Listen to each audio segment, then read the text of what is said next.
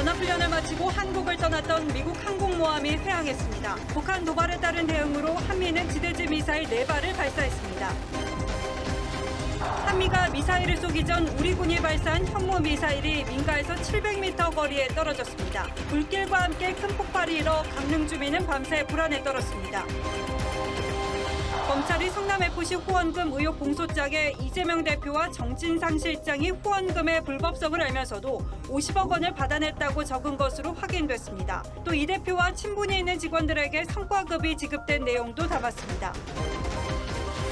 감사원 앞에서 1인 시위를 벌이던 박범계 의원이 서해 공무원 피살 사건 유족에게 거센 항의를 받았습니다. 감사원 사무총장이 대통령실 수석에게 보낸 문자 메시지가 포착됐습니다. 감사원은 보도 문의에 답한 것이라는 해명인데 야당은 감사원의 배후가 드러났다며 반발했습니다. 국회 복지위 국감에선 윤 대통령이 지난달 어린이집 방문 행사에서 한 발언을 두고 여야가 정면 충돌했습니다. 물가 상승률이 2달째 주춤하고 있지만 외식 가격은 30년 만에 가장 높은 상승률을 기록했습니다. 치킨이 10.7%로 가장 많이 올랐습니다.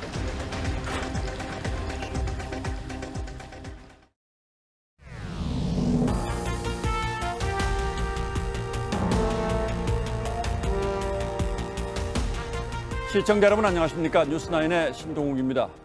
북한이 일본 상공을 통과하는 중거리 탄도미사일로 고강도 도발에 나서자 미국을 비롯한 세계 각국도 대응 수위를 높이고 있습니다. 지난주 한미 합동훈련을 마치고 떠났던 미 핵추진 항공모함 레이건함이 한반도를 향해서 전격 회항했습니다. 이지스함과 핵 잠수함까지 거느린 대규모 항모 강습단이 뱃머리를 돌린 건 매우 이례적인 일이고 미국이 이번 북한의 도발을 아주 심각하게 보고 있다는 경고의 뜻도 담겨 있습니다. 대통령실은 북한의 이딴 도발을 7차 핵심으로 가는 단계별 시나리오로 보고 있습니다. 먼저 윤동빈 기자가 보도하겠습니다. 지난달 26일부터 나흘간 동해에서 전투기 수십 대를 출격시키며 한미 연합훈련을 벌였던 미 핵항모 레이건함. 훈련 기간 중 북한이 단거리 미사일 7발을 발사한 데 이어 어제 아침엔 일본 상공을 넘어가는 중거리 미사일로 도발하자 귀향하던 레이건함이 동해로 뱃머리를 돌렸습니다.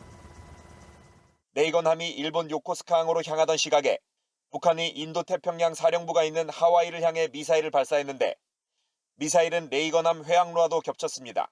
이번 항모 강습단의 한반도 재전개는 매우 이례적인 것으로 북한의 어떠한 도발과 위협에도 단호히 대응하겠다는 레이건함은 오늘 중으로 동해상에 재진입할 예정입니다.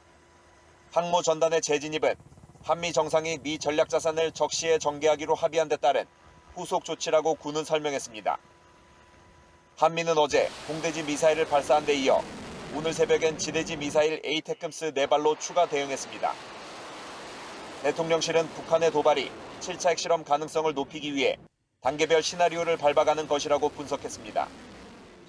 윤석열 대통령은 내일 기시다 일본 총리와 전화통화를 갖고 북핵 대응 방안을 논의할 예정입니다.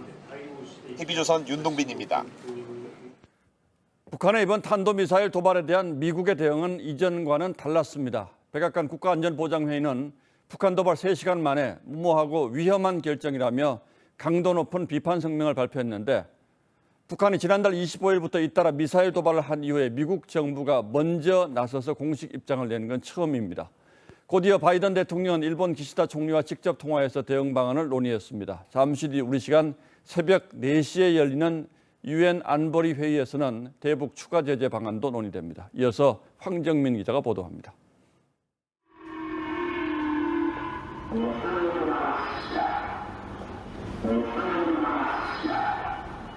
미국의 대응은 확연히 강경해졌습니다. 북한이 일본 상공을 넘어 괌 기지까지 타격 가능한 중거리 탄도미사일을 발사하자 백악관은 이례적으로 무모하고 위험한 결정이라며 비판 성명을 냈습니다.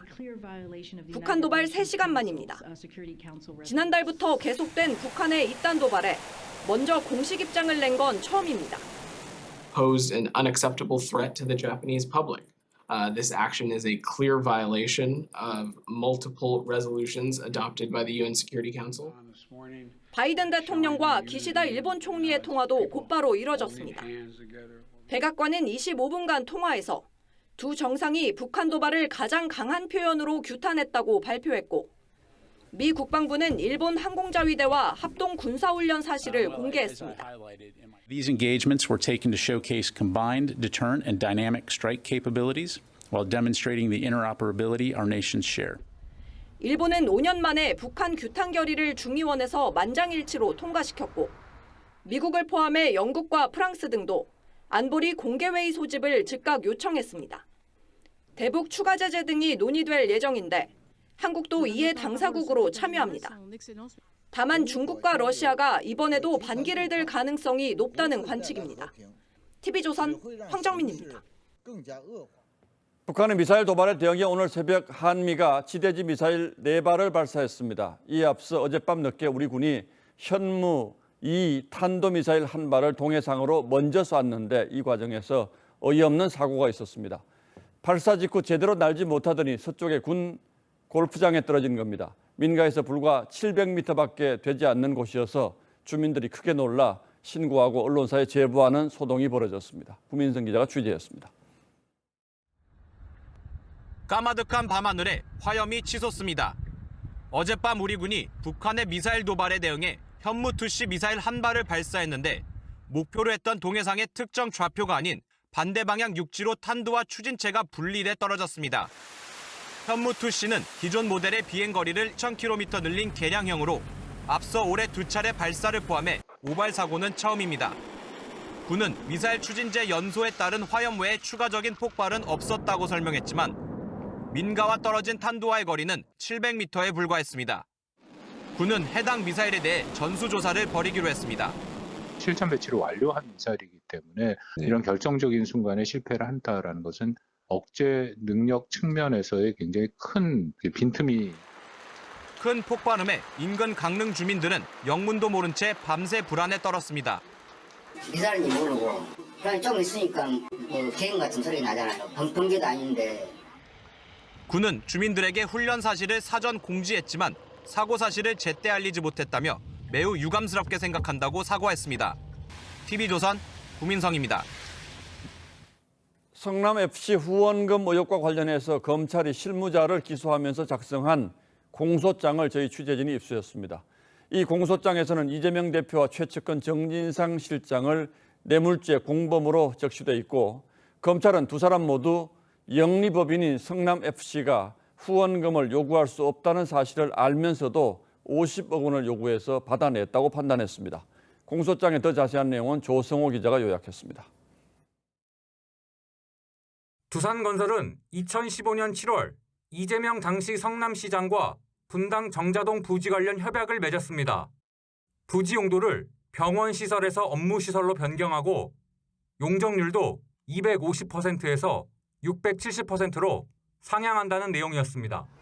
두산건설은 이후 정자동 부지 10%를 기부 체납하고 성남FC에 광고비 명목으로 50억 원을 지급했습니다. 검찰은 이 광고비를 뇌물로 판단했습니다. 검찰은 이 과정에 연루된 성남시 공무원 공소장에서 두산건설이 정 실장에게 용도 변경을 요청하고 성남시는 대가로 성남FC 후원금 50억 원을 요구했다고 밝혔습니다. 그런데 당시 이 시장과 정 실장 등은 성남FC가 적법하게 후원금을 받을 수 없다는 걸 알았다고 강조했습니다. 성남FC는 영리법인이어서 기부 체납을 받는 주체가 아니고 법적으로 현금 기부 체납도 허용되지 않는다는 걸 인지했다는 겁니다. 하지만 이 시장은 용도 변경으로 발생하는 두산 측 이익을 환수할 방안을 검토하라고 지시했고 이후 도시관리계획 재정비 구역에 해당 부지를 포함해 용도를 바꿔주고 성남FC에도 후원금이 아닌 광고비로 50억 원을 주는 것으로 정리됐다고 본 겁니다. 결국 이 시장과 정 실장 등이 공모해 두산 측의 부정한 청탁을 받고 대가로 성남FC에 50억 원을 공유하게 했다고 결론 내렸습니다. TV조선 조성호입니다. 자, 공방이 있을 수 있죠. 성남FC 후원금의 성격은 논외로 하더라도 성남FC가 어떻게 운영됐고 이 후원금이 또 어떻게 쓰여졌는지만 봐도 정상이라는 생각을 하긴 어렵습니다. 검찰은 정진상 실장이 성남FC의 실권을 휘둘렀고 그 배후엔 이재명 당시 시장이 있었다고 판단했습니다. 측근들에겐 수억 원의 성과금도 지불했다고 적시했습니다. 송민선 기자가 보도합니다. 성남FC는 2013년 성남시가 인수한 시민축구단. 구단주는 성남시장이지만 구단 대표는 따로 뽑았습니다. 그런데 검찰은 이재명 대표를 변호사 시절부터 보필해온 최측근 정진상 실장이 성남FC를 실질적으로 운영했다고 공소장에 적시했습니다. 2015년 초 당시 이재명 성남시장이 성남FC 대표에게 구단 운용은 정진상과 합의해서 결정하라는 취지로 말을 했고, 실제로 정 실장은 성남FC 대표를 배제하고 실무진에게 직접 보고받고 지시했다는 겁니다. 그 과정에서 이 대표나 정 실장과 친분이 있는 직원들은 성과급 명목으로 수억 원을 받았고, 정 실장의 해외 출장 비용 등도 성남FC가 일부 부담했다고 덧붙였습니다. 특히 이 대표가 성과금 지급 계획을 세울 때는 심사위원장을 성남FC 대표가 아닌 성남시 국장으로 하도록 했다는 점도 강조했습니다. 구단주인 이 대표가 성남FC 운영 과정에서 대표를 건너뛰고 자금 마련, 인사, 조직 관리 등을 결정하면서 본인과 정 실장 측근을 주요 보직에 채용했다고 판단한 겁니다. 검찰은 이런 일련의 과정에서 두산건설 등으로부터 광고비 명목으로 받는 160억 원가량의 후원금이 어떻게 사용됐는지 등을 확인하고 있습니다. TV조선 송미선입니다. 예, 검찰이 공소장에 이재명 대표와 정진상 실장을 공범으로 명시한 건 나름대로 수사에 상당한 자신감이 있다는 뜻으로 읽힙니다. 그래서 곧 이 대표를 소환할 거란 분석도 있습니다. 이 문제를 줄곧 취재하고 있는 주원진 기자에게 앞선 기사에 다 녹이지 못한 부분들을 물어보겠습니다. 자, 주 기자 어서 오십시오. 자, 주 기자가 확보한 공소장을 가지고 나왔군요. 전 성남시 공무원 김모 씨에 대한 공소장인 거죠? 네, 그렇습니다. 제가 들고 있는 이 문서는 저희가 확보한 검찰 공소장 복사본입니다. 예, 알겠습니다. 자, 이걸 보니까 김 씨의 이름보다 이재명 대표의 이름이 이 공소장에 더 많이 나온다고요? 네, 그렇습니다. 이 문서를 보면은 제가 공소장에서 이 대표의 이름이 몇 번 나오는지를 세어봤더니 총 33번이 나왔습니다. 예. 이 공소장이 24장인데 결국 한 장에 한 번 이상 이 대표의 이름이 언급된 겁니다. 예. 최측근인 정진상 실장도 17번이나 나옵니다. 예. 법조계에서는 실무진을 불구속 기소하면서 공소장을 이렇게 쓴 것은 검찰이 이 대표 기소를 기정사실화했다, 이렇게 해석하고 있습니다. 예. 사실상 이재명 대표 공소장이라는 얘기도 나옵니다. 자, 하지만 이재명 대표는 아직까지 일체 관련성을 부인하고 있지 않습니까? 어떤 근거에서 검찰은 기소를 자신하고 있습니까? 네, 검찰은 공소장에서 기업 6곳이 성남FC에 낸 후원금 160억 원을 광고를 가장한 뇌물로 보고 있습니다. 예. 인허가 사업권을 따야 하는 기업이 이 대표 측에 줄 돈을 성남FC에 우회적으로 건넸다는 판단입니다. 특히 이번에 기소된 두산건설은 성남FC에 50억 원을 후원했는데요. 검찰은 공소장에 당시 두산건설이 겪은 유동성 위기와 이를 타개하기 위해 분당 정자동 땅 용도 변경을 성남시에 신청했다가 5번 거부된 상황을 자세히 설명했습니다. 또 두산건설이 용도 변경에 성공한 뒤 토지를 매각해 1,775억 원 상당의 이득을 거뒀다고 명시했습니다. 성남시도 한 해에 150억 원에 달하는 성남FC 운영비를 민간에서 유치하려다 실패하던 상황에서 현안이 있는 기업과 접촉해 운영자금을 제공받은 점을 강조했습니다. 결국 양측 이해관계가 맞아떨어진 하나의 뇌물거래였다고 판단한 겁니다. 예, 법원의 판단이 이제 어떻게 날지 그게 궁금하군요. 이 대표 측은 설사 그랬다고 하더라도 이거는 개인이 얻은 이익이 아니라 성남 시민 전체에게 돌아간 이익인데 이게 무슨 문제가 됩니까? 이제 이런 입장 아닙니까? 네, 검찰은 공소장에서 이 대표 측이 성남FC 후원금을 받고 얻게 된 사적 이익 부분도 명시해뒀는데요. 성남FC가 이 대표나 정 실장과 친분이 있는 직원들에게 수억 원 상당의 성과금을 지급했고 예. 정 실장은 수해에 걸쳐 성남FC 돈으로 해외 출장을 가는 등 이들이 후원금을 유용한 정황을 적어뒀습니다. 미르 K스포츠재단의 경우도 최순실 씨가 기업 후원금을 받아 사적으로 유용한 정황들이 나와 유죄가 선고됐는데요.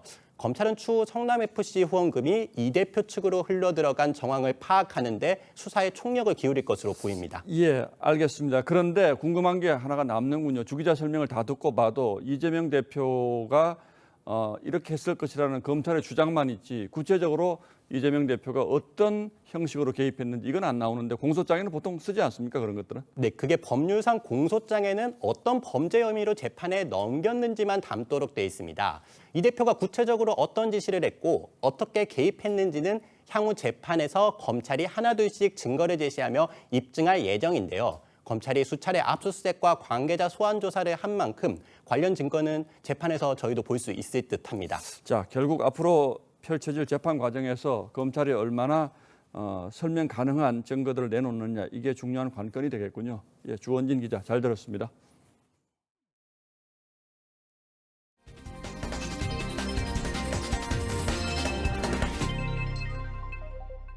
새 공무원 피살 사건 관련해서 감사원이 문재인 전 대통령에게 서면 조사를 통보한 것에 항의해 민주당 의원들이 감사원 앞에서 1인 시위에 나섰는데 그 현장에 고 이대준 씨 유족들이 찾아가 강하게 항의하며 시위 피켓을 뺏는 일까지 벌어졌습니다. 하지만 민주당은 감사원의 이번 조사가 정치 공세라는 주장을 이어갔습니다. 안윤경 기자가 취재했습니다. 감사원 앞에서 1인 시위를 하는 박범계 더불어민주당 의원. 서해 공무원 피살 사건과 관련 감사원이 문재인 전 대통령에게 서면 조사를 통보하자 항의 시위를 벌이는 겁니다. 그런데 숨진 공무원의 형이 현장을 찾아 강력 항의했습니다. 의원이 지금 뭐 하시는 시위 피켓을 빼앗고 당신들 국가 공무원이 적대 국가에 무참히 총살당하고 살해당했을 때 뭐 했어? 분위기가 격앙되자 박 의원은 서둘러 자리를 떴습니다. 지금 뭐 더 10여 분 더 할 수 있는 상황이 아닌 것 같습니다. 이 씨는 이재명 민주당 대표의 인천 지역 사무실을 찾아 항의 서한도 전달했습니다. 유족 측은 노영민 전 대통령 비서실장과 이인영 전 통일부 장관 등 관련자 4명을 검찰에 고발하겠다고 밝혔습니다. 민주당 측은 이번 감사원 서면 조사가 근거 없는 정치 공세라는 주장을 이어갔습니다. 서해 공무원 사건의 결론 번복 자체가 명백한 정치 기획임이 감사원은 오는 14일 감사를 종결하고 위법 사항에 대해서는 검찰에 수사를 의뢰할 계획입니다. TV조선 안윤경입니다. 이 와중에 이번 감사를 주도하고 있는 것으로 알려진 유병호 감사원 사무총장이 대통령실 수석비서관에게 보낸 휴대전화 문자가 언론사 카메라에 잡혀서 논란이 커졌습니다. 보도자료가 곧 나갈 거라는 단순한 내용이었습니다만 야당은 이번 감사의 배후에 대통령실이 있다는 증거라며 맹공을 퍼부었습니다. 감사위원회 의결 없이 감사가 시작됐다는 절차 논란도 불거졌습니다. 이정현 기자가 보도합니다. 오늘 정부 서울청사에서 열린 국무회의 직전 감사원 유병호 사무총장의 휴대전화 메시지가 한 언론사 카메라에 포착됐습니다. 이관섭 국정기획수석에게 오늘 해명 자료가 나갈 것이라며 무식한 소리 말라는 취지라고 돼 있습니다.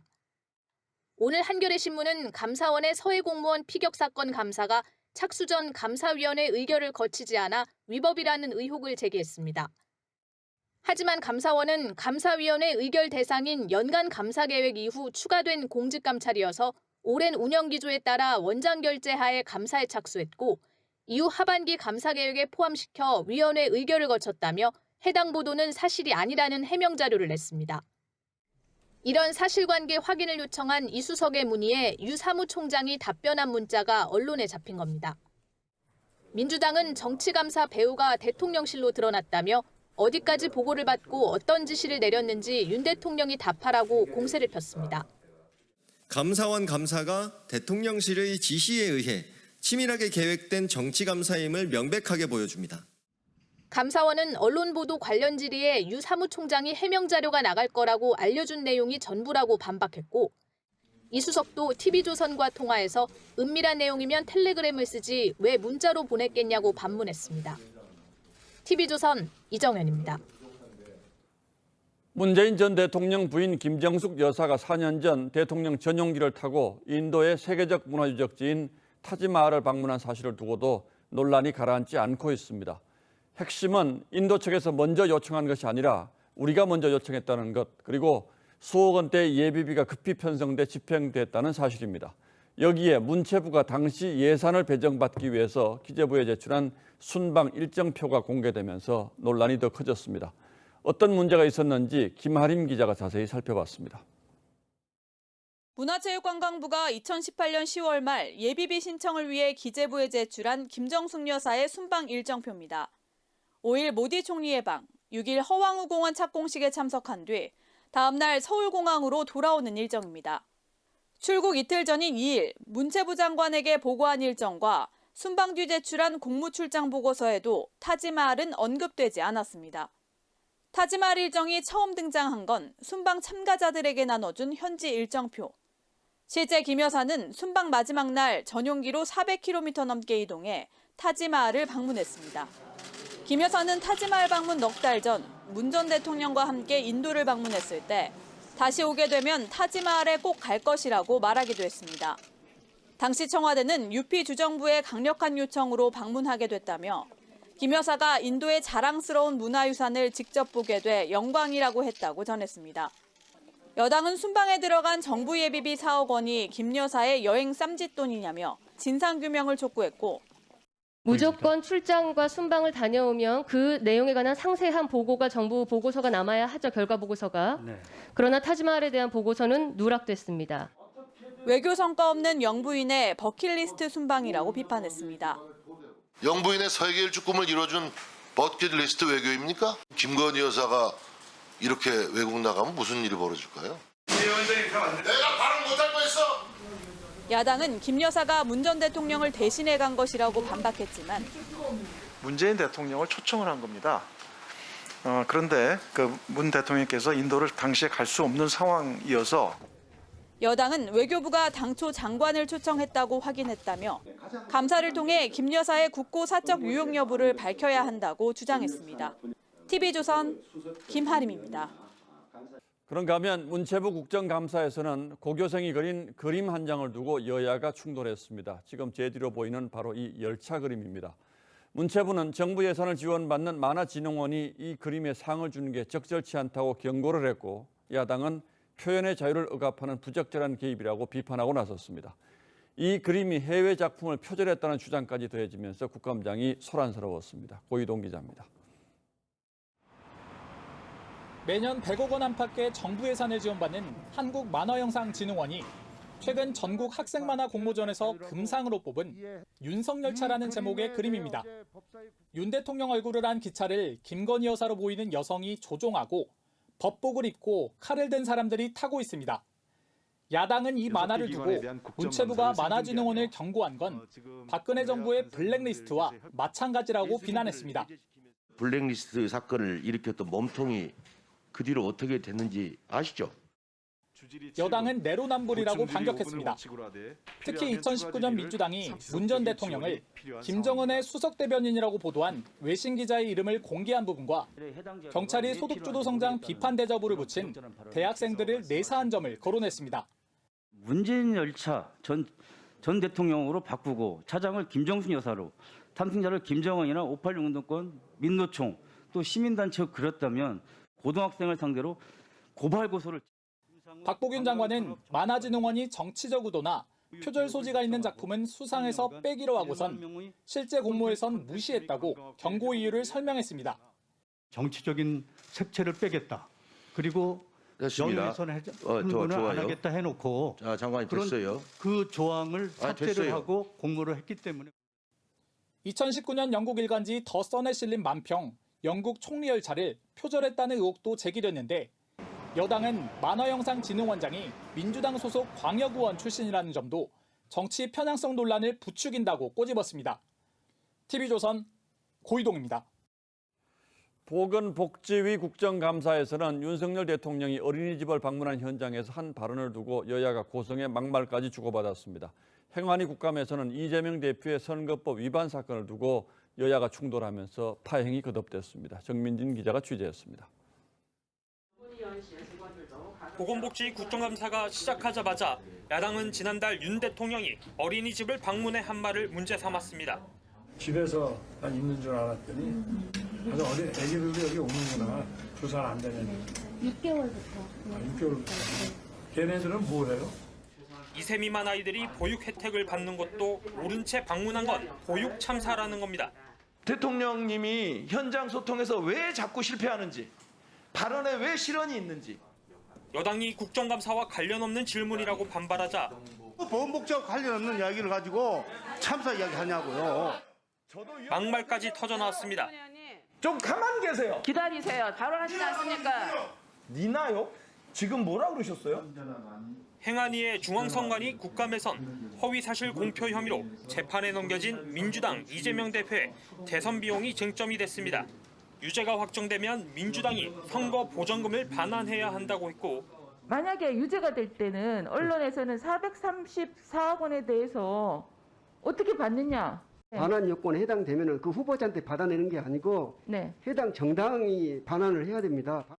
야당은 낙선한 후보에 말꼬투리나 잡는 보복 기소라고 반발했습니다. 1심도 끝나지 않았는데 선거비용 반환이니 이렇게 얘기하신다면 정말 이건 정쟁으로 몰고 가는 거다. 설정 끝에 행안위 국감은 파행됐고 오후에 재개됐지만 여야가 서로에게 사과를 요구하다가 10분 만에 또 정회됐습니다. 반드시 유감을 표해야 되는 거고요. 사과해라. 이거는 너무 지나치게. TV조선 정민진입니다.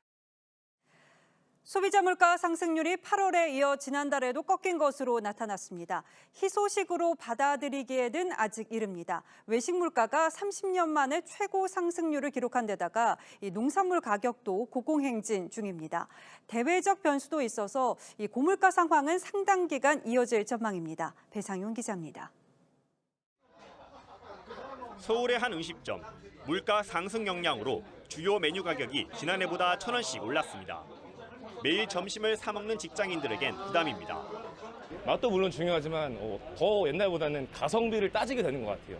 물가가 너무 올라서. 지난달 소비자 물가는 1년 전보다 5.6% 올랐습니다. 7월에 6.3%를 찍은 뒤 8월과 9월 두 달 연속 상승폭이 꺾였습니다. 국제 유가가 다소 안정됐기 때문인데 농산물 가격은 여전히 고공행진입니다. 채소류는 20% 넘게 올랐고 배추와 무는 1년 전보다 2배 가까이 뛰었습니다. 특히 치킨과 생선회 등 외식 물가가 지난해보다 9%나 오르며 30년 만에 가장 큰 상승폭을 보였습니다. 요즘에 최근에 약속을 조금 많이 줄이기는 했어요. 아무래도 외식을 하면은 가격이 많이 나가서 가격은 계속 오르니까 부담이 돼서. 물가 상승세 둔화에 정점을 통과했을 가능성이 제기되지만 안심하긴 이르다는 분석이 지배적입니다. 산유국 협의체의 대규모 감산 추진에 국제 유가가 다시 오를 가능성이 큰 데다 고환율의 공공요금 인상 등 물가를 끌어올릴 변수들이 많기 때문입니다. 전기가스 요금하고 도시가스 요금이 인상이 예정돼 있는 것도 또 상방 요인으로. 한국은행도 당분간 5, 6%대의 고물가가 지속될 것이라고 전망했습니다. TV조선 배상윤입니다. 지난해 부동산 가격이 폭등하자 정부는 고강도 대출 규제로 맞섰습니다. 당시 금융당국은 강제로 대출 총량을 규제한 건 아니고 이 은행이 자발적으로 협조했다는 입장을 내놨는데요. 금감원이 은행을 압박했던 정황이 포착됐습니다. 송무빈 기자의 단독 보도입니다. 지난해 10월 금융감독원이 시중은행에 보낸 문서입니다. 빈칸에는 대출 실적을 적도록 했습니다. 당시는 문재인 정부가 가계대출을 줄이겠다며 총량을 규제하던 때로 대출 관리 목표를 초과할 경우 페널티를 부과한다고 적혀 있습니다. 금감원은 해당 조치의 법적 근거를 물었습니다. 법적 근거는 없습니다. 다만 작년에 너무 총량 관리를 고강도로 하다 보니까. 당시 금융당국은 시중은행들의 자발적 협조를 요청했다고 설명했지만 금융회사 스스로 가계부채 관리를 어떻게 더 효율적으로 할 수 있을까 이런 부분에 대해서 저희들이 검토를 하고 있고 이를 받아들인 은행들의 입장은 전혀 다릅니다. 감독기관이 그렇게 총량 관리를 한다 그러면 당연히 은행들은 그거에 좀 맞춰서 규제를 따를 수밖에 없지 않나. 부동산 폭등이 대출 증가로 이어지자 다급했던 정부가 시중은행을 무리하게 압박한 게 아니냐는 비판이 제기됩니다. 시중은행을 강하게 압박했죠. 그 결과 대출 대란도 일어났고 그리고 불법 사금융이 확대되는 그런 부작용을 낳았습니다. 문재인 정부는 부동산 투기를 막고 부실 대출을 잡겠다는 선의를 앞세웠지만 시장 원칙에 벗어난 관치금융이라는 비판을 피하기는 어려워 보입니다. TV조선 송무빈입니다. 흉기를 든 40대 남성이 파출소에 난입했다가 테이저건을 맞고 붙잡혔습니다. 아찔한 상황이었지만 30년 베테랑과 새내기의 순경에 침착한 대응 덕분에 다친 사람은 없었습니다. 하동훈 기자입니다. 한 남성이 파출소를 찾아옵니다. 그런데 손에 커다란 흉기를 들었습니다. 놀란 경찰관들이 남성을 달래며 조용히 테이저건을 준비합니다. 빨리 내리세요, 빨리. 내 이야기 할 테니까 한일 봐요. 흥분한 남성이 흉기로 자해를 시도하려는 순간 유미근 경감이 재빨리 테이저건을 쏩니다. 내려놓으세요. 남성이 쓰러지자 기른경 순경이 재빨리 달려가 흉기를 발로 치우고 수갑을 채웁니다. 일주일 전 임명된 새내기 순경이었지만 침착함을 잃지 않았습니다. 다시 쥐어잡을까 봐 먼저 치워야겠다고 생각해서 차서 멀리 보냈습니다. 지난 2일 오후 4시쯤 부산의 한 파출소에서 벌어진 일입니다. 흉기를 든 채 파출소를 찾은 40대 남성 A씨는 당시 술에 취해 있었습니다. 눈이 약간 충혈돼 있더라고. 이야기 들을 테니까 이야기해봐라 하니까 좋게 이야기하니까 더 자극을 받아가지고. 경찰은 A씨가 20년 동안 정신과 치료를 받은 것을 확인하고 병원에 강제 입원 조치했습니다. TV조선 하동훈입니다. 건설노조 일부 조합원들의 채용 강요와 갑질, 어제 오늘 일은 아니죠. 지난해 관련 신고센터도 개설됐지만 이 신고를 해도 대응이 늦을 뿐 아니라 처벌도 이루어지지 않아서 무용지물이라는 지적이 나옵니다. 김혜나 기자가 보도합니다. 공사 현장에 쩌렁쩌렁한 음악이 울려 퍼집니다. 한 건설노조가 자신들이 속한 조합원을 채용하라며 공사장 앞에서 소음 시위를 벌인 겁니다. 한 크레인 임대업체 운영자도 비슷한 경험을 했습니다. 지난해 말 충북 아파트 공사 현장에 들어갈 크레인 기사를 고용했는데 A노조의 채용 압박에 응하지 않자 이틀에 한 번꼴로 악성 고발을 한 겁니다. 쉬는 시간에도 할바 벗을 수 있잖아요. 그런 것까지도 찍어서 그렇게 고소하거나. 이 같은 건설노조의 불법 행위를 근절하기 위해 국토부는 지난해 11월 관련 신고센터를 설치했습니다. 지난달까지 80여 건의 신고가 쏟아졌는데 조합원 채용이나 비노조원 해고를 강요한 경우가 38건으로 가장 많았습니다. 문제는 한시가 급한 현장과 달리 처리 결과가 미흡하단 겁니다. 접수된 신고 중 10%만 경찰과 공정위 등 유관기관으로 넘어갔는데 실제 처벌이 이루어진 경우는 한 건도 없습니다. 타워크레인 기사 등의 생존권이 위협받고 있습니다. 국토부의 건설 현장 신고센터에 인원과 예산을 확대해서 건설 현장 외주화로 고용 불안이 커져 밥그릇 경쟁이 치열해졌다는 분석도 나오는데 이에 따른 공사 지연은 결국 분양가 상승으로 이어진다는 우려도 적지 않습니다.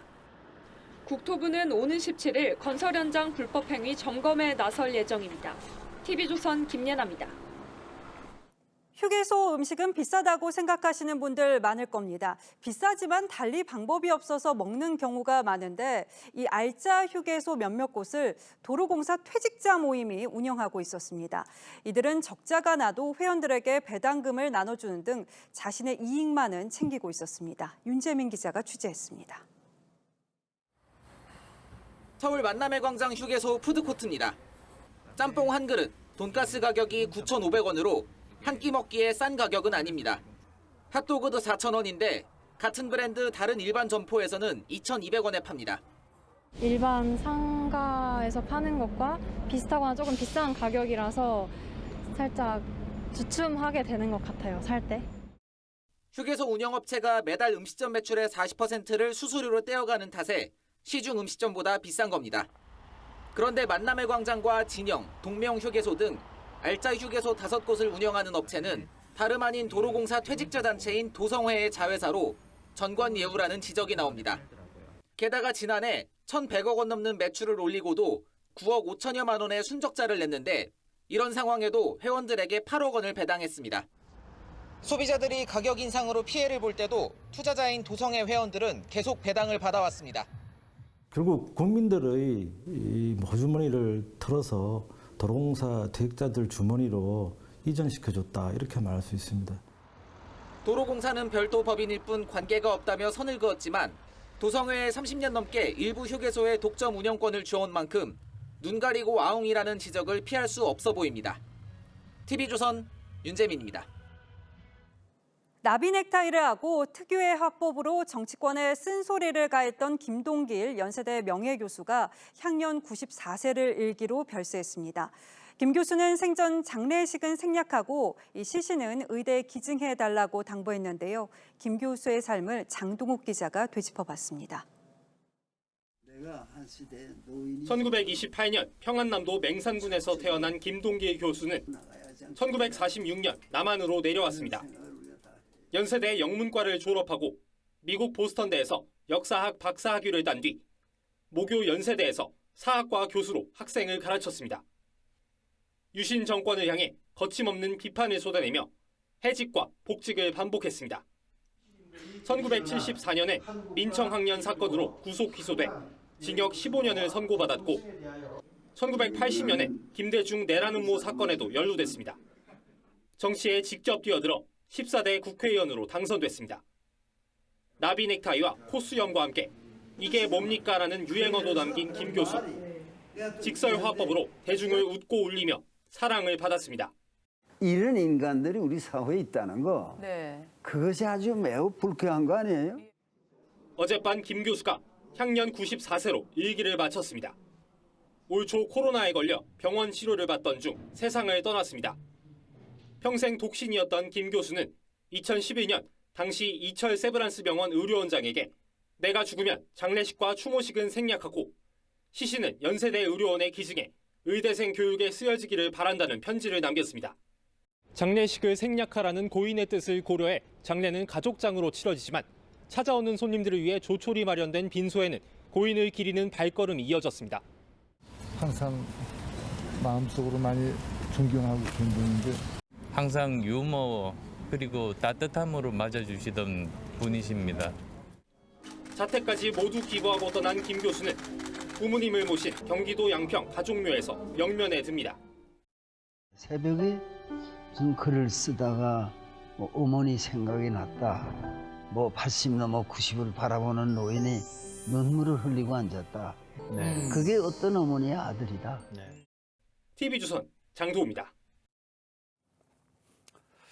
예, 다음 뉴스입니다. 한미 정상이 뉴욕에서 만난 지 2주 만에 바이든 대통령이 윤석열 대통령에게 친서를 보냈습니다.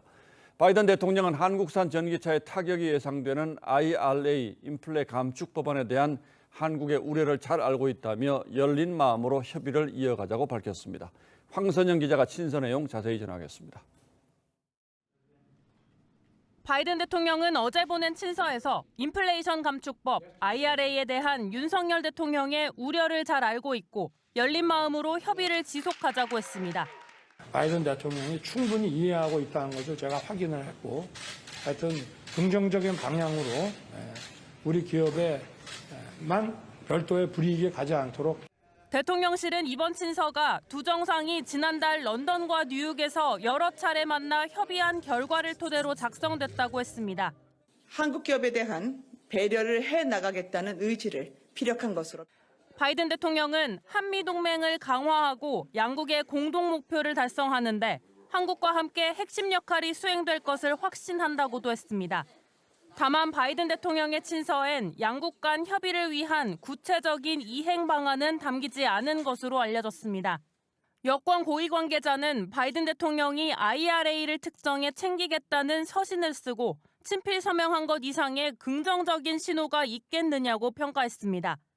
하지만 바이든 행정부가 IRA 규제를 완화하는 건 다음 달 중간 선거 이후에나 가능할 거란 전망이 우세합니다. TV조선 황선영입니다. 여성가족부를 폐지하고 그 기능을 복지부 산하로 이관하는 정부 조직 개편안을 정부가 야당에 보고했는데 예상했던 대로 야당의 반발이 거셉니다. 이 문제를 포함해 여야 협의와 양보가 필요한 쟁점 현안들이 하나둘이 아는데 국회 돌아가는 사정을 보면 마음이 답답해질 따름입니다. 보도에 이태희 기자입니다. 곧 발표될 정부조직법 개편안의 핵심은 대통령 대선 공약인 여성가족부 폐지입니다. 복지부에 관련 본부를 신설해 여가부의 주요 기능을 이관하겠다는 게 골자입니다. 인구 정책과 가족 정책은 같이 연계해서 추진될 필요가 있기 때문에 한 부처에서 보는 것이 좀 더 효율적이고 좀 성과가 있지 않을까. 여성 고용 업무는 노동부에, 성폭력 피해 지원은 법무부로 옮기는 방안도 검토 중입니다. 여성이라는 대상에 대한 게 굉장히 다른 부처에 흩어져 있기 때문에 그런 부처의 어떤 틀 속에서 일을 하는 것이 되게 유기적이고 그다음에 하지만 이 내용을 보고받은 민주당은 우려를 나타냈습니다. 신당역 스토킹 살인 사건 등 여성 대상의 범죄가 반복되는 상황에서 주무부처가 필요하다는 주장입니다. 국무위원도 아닌 이 차관급으로는 이런 교섭 능력 자체가 좀 기능이 약화될 수 있다. 이에 대해 국민의힘은 본부장은 차관보다 급이 높다면서 11월 국회에서 정부조직법을 통과시키겠다고 맞서 난항이 예상됩니다. 정부는 여야 이견이 없는 국가보훈부 격상과 재외동포청 신설에 더해 향후 우주항공청과 이민청 신설을 포함하는 3+2 개편안을 추진할 방침입니다. TV조선 이태희입니다. 요즘 넷플릭스 보시는 분들 많죠. 물론 공짜는 아니고 따로 사용료를 냅니다. 그런데 이건 지상파나 케이블 TV가 아니고 인터넷을 통해 송출을 하는데 넷플릭스가 내는 망 사용료는 없습니다. 이게 정당한가를 두고 논란이 적지 않습니다. 어려운 얘기긴 합니다만 전 세계적인 논란거리고 또 저희와 같은 보통 소비자들과도 관련이 있다고 해서 자세히 따져봐 드리겠습니다. 자, 홍영 기자, 일단 망 사용료라는 게 뭡니까? 네, 네이버와 카카오 같은 국내 인터넷 기업은 이 접속료와는 별도로 통신사에 망 이용료를 냅니다. 예. 이 망을 깔고 유지하는 데 드는 비용을 나누자는 건데요. 하지만 트래픽 1위와 2위인 구글과 넷플릭스는 내지 않고 있어서 이 역차별 논란이 제기돼 왔습니다. 예, 쉽게 얘기하면 통신사가 깔아놓은 통신망에 구글이나 넷플릭스 같은 기업이 무임승차하고 있다 이런 얘기군요. 돈 받자 하는 법안이 제출돼 있지 않습니까? 네, 여야 할 것 없이 발의돼 있습니다. 모두 7개 법안인데 이른바 망 무임승차 방지법입니다. 이런 입법 논의는 세계에서 처음이라고 하는데요. 이 상황이 심상치 않게 돌아가자 유튜브를 운영하는 구글도 망 사용료법 반대 서명 운동에 나섰습니다. 이 한국이 미국이나 유럽의 선례가 될 수 있기 때문입니다. 저도 생각을 좀 해봤더니 공짜로 망을 사용하게 해주는 것도 아닌 것 같고 그렇다고 사용료를 받으면 그 부담이 소비자들에게 전가되는 건 아닌가 이런 걱정도 생기더라고요. 여론은 어떻습니까? 네, 최근에 젊은 층이 이 망 사용료에 민감해졌습니다. 지난주 세계 최대 게임 방송 플랫폼인 트위치가 한국에서만 동영상 화질을 낮춘 게 결정적이었습니다. 비용 부담 때문이라고 했는데 이 망 사용료법에 불만을 드러낸 거라는 해석이 나왔습니다. 예. 이 언뜻 큰 차이가 없어 보이지만 이미 고화질에 익숙해진 게임 이용자들 사이에선 불만이 터져 나왔습니다. 그러면서 대체 이 망 사용료가 뭐길래 이러냐, 이제 다른 플랫폼도 서비스 질이 떨어지는 것 아니냐 이런 논란이 불거졌습니다. 아, 그러니까 소비자들에게 피해가 돌아갈 수도 있으니까 국회 분위기도 좀 신중할 필요가 있다 이렇게 돌아서는 거군요. 네, 그렇습니다. 지난 2일 밤에 이재명 대표가 망 사용료법 문제 있어 보인다 이렇게 트위터에 올린 뒤 민주당 내 기류가 확 바뀌었습니다. 국회 과방위원장인 정청래 의원은 망 사용료 부과는 소수의 통신사만 보호하는 거라며 비판했습니다. 애초에 이재명 대표는 이 망 사용료를 내야 한다면서 대선 공약으로도 내세웠었는데요. 입장을 완전히 바꾼 겁니다. 2030의 지지를 노렸다는 분석이 나옵니다. 결국 소비자 부담이 늘어날 것인가 이게 앞으로 여론을 좌우할 핵심 변수가 되겠군요. 네, 그런데 의견이 분분합니다. 입법을 반대하는 쪽에선 사용료를 부과하면 결국 소비자들이나 크리에이터들에게 부담이 전가될 거란 우려가 나옵니다. 예. 명백히 국가사회에 해악을 끼치는 경우에만 예외적으로 정당화될 수 있는 것인데요. 이 망 사용료에 관한 분쟁은 세계적으로 선례도 없고 그리고 나라마다 입장이 다를 수도 있고 망 사용료를 찬성하는 쪽에선 앞으로 고도화된 망이 더 필요한데 관련 기업들이 함께 투자해야 결국엔 소비자 부담도 줄어들 거라고 주장합니다. 누군가는 망을 증설해야 될 텐데 그러면 넷플릭스를 이용하지 않는 전체 이용자들이 오히려 넷플릭스 이용자를 위해서 망에 대한 비용을 분담할 수도 있는 거잖아요. 예, 우리 결정이 글로벌 표준이 될 수도 있다고 하니까 좀 신중하게 논의할 필요는 있겠다. 다만 국내법이 국내 기업들을 역차별하는 문제는 좀 개선할 필요가 있겠다. 이런 생각도 드는군요. 예, 홍영 기자 잘 들었습니다.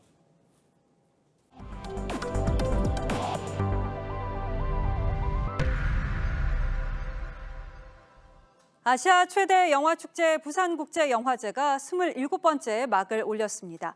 오프라인 축제는 코로나 이후 3년 만인데요. 뜨거운 현장을 박소영 기자가 전합니다. 7년 만에 한국을 찾은 홍콩 스타 양조위. 일본 영화계를 대표하는 고레 다이로카즈 감독과 배우 송강호까지. 영화계 인사들이 하나둘 모습을 드러내자 쉴 새 없이 플래시가 터집니다. 3년 만에 오프라인 축제에 레드카펫 위에 선 영화인들의 표정에도 설렘이 묻어납니다. 축제의 문은 이란 감독 하디 모하게의 신작 바람의 향기가 열었습니다. 어려운 세태 속에서도 꺼지지 않는 인간에 대한 믿음을 이야기하는 작품입니다. همون یکی کافی بود بقیه‌ام اگه بهم داد اون سخاوتمندی بیشتری کرد و باور ندارم که من این فیلمو ساختم احساس می‌کنم من در کنار این فیلم بودم و از ما عبور کرد 올해 영화제 화제작은 단연 거장들의 신작입니다. 대표 섹션인 갈라 프레젠테이션에서 상영되는 프랑스 감독 알랭 기로디의 노바디즈 히어로와 칸 영화제에서 황금종려상을 수상한 슬픔의 삼각형 등이 특히 기대작으로 꼽힙니다. 최근 작고한 프랑스 누벨바그 거장 장르 꼬다르 감독을 추모하는 특별한 행사도 마련됐습니다. 71개국 공식 초청작 240여 편을 포함해 모두 350여 편을 상영하는 이번 영화제는 오는 14일 폐막작인 한남자 상영을 끝으로 막을 내립니다. TV조선 박소영입니다. 프로야구 SSG가 시즌 개막부터 선두 자리를 한 번도 내주지 않는 와이어 투 와이어 우승을 달성했습니다. 41년 우리 프로야구 역사에서 처음 나온 대기록입니다. 성민혁 기자입니다. 특유의 엘 세리머니에 하늘 위로 모자를 던지며 우승의 기쁨을 만끽합니다. 어제 2위 LG가 기아의 발목을 잡히면서 TV로 우승을 확인했는데 오늘 트로피를 들어보고 나서야 비로소 실감이 납니다. 정말 분들의 관심 감동이 없었으면 못했을 거라고 생각하고 SSG가 창단 2년 만에 1위 자리를 한 번도 내주지 않고 우승하는 한국 프로야구 최초의 대기록을 세웠습니다. 비결은 아낌없는 투자. 평균 연봉 4억 1,280만 원으로 KBO 최고 몸값입니다. 1점대 최저 방어율을 기록한 김광현과 외국인 선수 폰트로 구성된 원투펀치는 13승씩을 거뒀습니다. 여기에 신구 조화도 어우러졌습니다. 82년생으로 프로야구 최고참인 추신수는 홈런을 16개나 쳤고 같은 나이에 김강민도 3할에 가까운 타율로 활약했습니다. 그것 때문에 왔는데 나가야 되지 않겠습니까? 최지훈과 박성환, 전희산까지 젊은 선수들의 잠재력도 터졌습니다. SSG의 2022 정규 시즌은 4연패 이상이 없었을 만큼 그 운용이 완벽했습니다. 매 경기마다 힘들었다고 얘기할 수도 있고 그리고 후반기에 사실 어제까지도 힘든 상황이 아니었나. 한국 시리즈에 직행한 SSG는 향후 3주 동안 전력을 가다듬으며 통합 우승에 도전할 예정입니다. TV조선 성민혁입니다. 올해 2회차를 맞은 국내 최대 메타버스 컨퍼런스 2022 메타콘이 막을 열었습니다. 15개 나라에서 모인 연사들은 이 가상과 현실이 융합된 메타버스를 75조 원의 시장 가치를 지닌 미래 산업으로 기대했는데요. 기업들이 준비하고 있는 메타버스 세계를 유혜림 기자가 들여다봤습니다. 노르웨이에 있는 해외 연사가 가상 공간에 등장해 강연을 펼치고 세상을 떠난 가수를 소환해 공연을 진행합니다. 샤얌 나가라잔 IBM 경영 파트너는 메타버스를 스마트폰과 같은 새로운 발명품이라며 75조 원의 시장 가치를 가졌다고 설명했습니다. This is the way our lives are going to change one step at a time to get us into a new way of living. 업계도 발빠르게 움직이고 있습니다. 글로벌 반도체 기업인 엔비디아는 현실과 똑같은 메타버스 공간을 상품으로 판매하고 엔터테인먼트 업계는 가상 인간으로만 꾸려진 걸그룹의 데뷔를 준비 중입니다. 내년에는 충분히 이제 이런 그 버추얼 휴먼으로 만들어진 걸그룹들을 여러분들한테 보여드릴 수 있을 것 같습니다. SK텔레콤은 메타버스가 차세대 소셜미디어가 될 것으로 보고 투자에 나섰습니다. 그리고 지나면 심지어 메타버스 커뮤니케이션을 명명하고 싶은 이 방식으로 진화할 것이다. 금융업계는 인터넷 뱅킹을 넘어선 메타버스 뱅킹 서비스를 준비 중입니다. 오늘 열린 국내 최대 메타버스 포럼 2022 메타콘에는 메타버스의 현 주소와 미래를 살펴보기 위해 많은 참관객들이 함께했습니다. 내일은 메타버스 개념을 NFT로 확장해 새로운 경제 생태계에 대한 글로벌 리더들의 강연이 이어질 예정입니다. TV조선 유혜림입니다.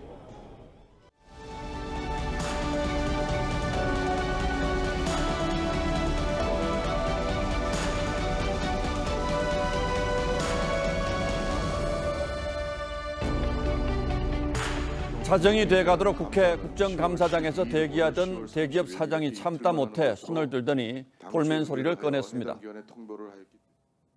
끝나기로 한 거는 한 사람들이 이제 가기로 하지 않았습니까? 하지만 계속 붙잡아 놓는 바람에 국감이 끝난 새벽 1시 20분에야 돌아갈 수 있었습니다. 어느 국감장 한 구석에 운수업체 대표가 하루 종일 앉아있는 모습을 보고 한 의원이 물었답니다. 아무 의원도 질문을 안 하셨어요. 서운하실까 봐 제가 좀 몇 말씀 질문하려다가 그러면서 그를 부른 의원이 왜 질문을 안 했는지 꼭 물어보고 싶다고 했습니다. 수입차 업계 담합을 따지려는 국감장에 어느 기업 대표가 출석했습니다. 싱가포르 출신인 그는 3시간을 기다리다 이런 질문을 받았습니다. 같은 회사 아니에요? The property service business, yeah, and it's not engaged in the import car business. 그룹 총수를 불러서 번갈아 같은 질문을 해대기도 하죠. 변종 SSM으로 방향을 바꾼 것이죠. 소위 변종 SSM 문제에 대해서 변종 SSM 사업을 앞으로도 국회가 국정감사에 기업인들을 정인으로 불러서 호통치고 망신 주는 행태가 나아지기는커녕 이렇게 갈수록 도를 더해갑니다. 올해 국감에서도 정인으로 채택됐거나 논의 중인 기업인이 150명을 넘습니다. 산자위에서만 대기업 사장급 임원 17명을 확정했고 국토위에서는 야당이 10대 건설사 사장 모두를 정인으로 신청했습니다. 혼자서 26명을 부르겠다고 나선 여당 의원도 있다죠. 그래놓고는 정작 간단히 짧게 네 아니오로 대답하라고 다그치는 일이 되풀이되곤 합니다. 고작 1, 2분 대답 듣자고 온종일 대기시키고 다짜고짜 꾸짖고 엉뚱한 질문하고 지역구 민원들이 되고 출연금을 요구하기 일쑤입니다. 기업인들이 골머리를 앓을 수밖에 없죠. 그러다 보니 국회 보좌관들 사이에 나도는 말이 여의도 암시장입니다. 기업인들을 무더기로 정인 신청해놓고 빼주는 조건으로 민원을 해결하는 것을 비꼬는 말이죠. 국정을 감사하는 국감장에서 민간 기업에게 뭘 얼마나 추궁할 일이 많은 것인지는 잘 모르겠습니다. 국감에서 기업과 관련한 의혹을 명쾌하게 밝혀냈다는 얘기도 저는 지금까지 들어본 적이 없습니다. 기업이 온 힘을 쏟아도 헤쳐나가기 힘든 이 생존 위기에서 도대체 이 무슨 시간과 힘의 낭비입니까? 외식 사업가 백종원 씨가 과거 국정감사장에 나와서 맞받아쳤던 한마디가 생각납니다. 아니 이거 좀 너무 하신 거 아니에요? 아니 사업하는 사람이 10월 5일 앵커의 시선은 번지수가 틀렸습니다. 됐습니다.